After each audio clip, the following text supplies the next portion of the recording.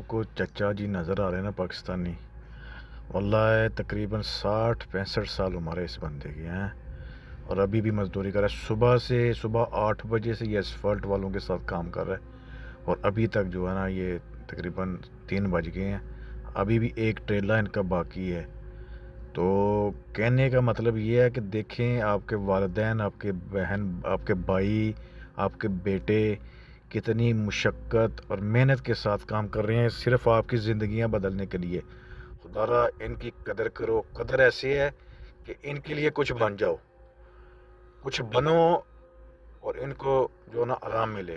भाई इस उम्र में वल्लाह मुझे देख के बहुत तकलीफ़ होती है कि इतने बुज़ुर्ग हो के ना बंदे, तो ये तो वही समझ सकता है ना जो दर्द दिल रखता है।